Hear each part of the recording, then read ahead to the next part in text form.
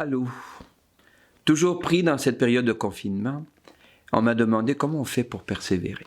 Comment on fait pour aller plus loin quand tout semble fermé et que tout est fermé. Alors, il m'est revenu deux petites expériences que je veux te partager. C'est des expériences de marcheur. J'ai marché beaucoup de kilomètres dans ma vie, sur les routes d'Espagne, de République tchèque, et ici, au Témiscamingue, entre Rouen et Ville-Marie. Et voici une expérience que je veux te partager. Je me rappelle, en 95, c'est au mois de juillet, il fait très chaud. Et nous sommes sur la route d'Espagne, le chemin de Compostelle, le chemin français, le Camino Frances. Et nous voici tout près de Ocebreiro. Et là, il y a une colline de 8 km par 30 degrés d'angle et sur un fond de cailloux, du cailloutage. De sorte que quand on fait 3 pas vers devant, on en recule quasiment 2. Alors, au pied de la côte, je suis avec Thomas.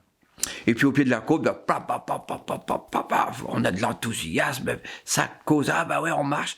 Et tout d'un coup, je me rends compte que le ton commence à ralentir. Et puis, à un moment donné, on ne se parle plus. Puis à un moment donné, on ne fait que se regarder pour s'encourager, comment continuer. Puis à un moment donné, ça tourne, et ça tourne. On a le sentiment, le désir en tous les cas, que ça finisse par aboutir, qu'on arrive au sommet de la côte. Mais ça n'arrive pas comme on veut. Hein. Et puis on continue à monter, et puis à un moment donné, c'est le sommet de la côte. Et je nous revois s'asseoir, se regarder et se faire juste comme ça, comme on voit sur Facebook, là, le pouce en l'air, là, bravo, bravo. Et il n'y a pas de parole, il n'y a aucune parole. Nous sommes exténués, fatigués. On enlève nos sacs, on s'assoit et on est très content d'être l'un devant l'autre. Le chemin que nous avons à franchir n'est pas clair.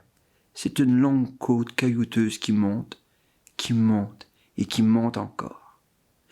Quand est-ce qu'on va arriver au bout? Je voudrais bien y être. Je voudrais qu'on y soit déjà. Mais il ne me reste qu'à mettre un pas devant l'autre.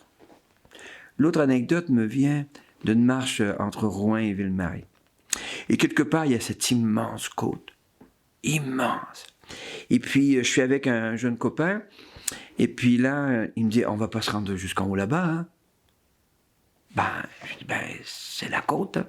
Il faut faire la côte. Comment on va y arriver? Il me dit, je dis, un pas à la fois. Hein? Et puis on monte, et puis on marche. Et puis de temps en temps, je me retourne pour lui montrer, regarde, on a un quart de fait, et puis un tiers de fait, et puis la moitié. Puis à un moment donné, on arrive en haut. Et là, rendu en haut, encore là, on enlève nos sacs, puis on dit bravo, super. Et puis on se retourne et on voit en bas de la côte deux petits personnages qui vont attaquer la côte. Puis tu vois, ils sont grands, hein. Il dit ah non, ils sont petits, hein. Puis il y a une côte à monter. J'ai dit ah oui. Mais tu vois, eux, ils ont un avantage sur nous. Il dit ah oui, laquelle? Eux, ils nous voient en haut de la côte. Ils savent que c'est possible d'y arriver puisqu'ils nous voient y être arrivés. Et il me semble à moi que c'est un peu la même chose dans ce temps de confinement, ce temps de crise profonde, nouvelle pour toute l'humanité.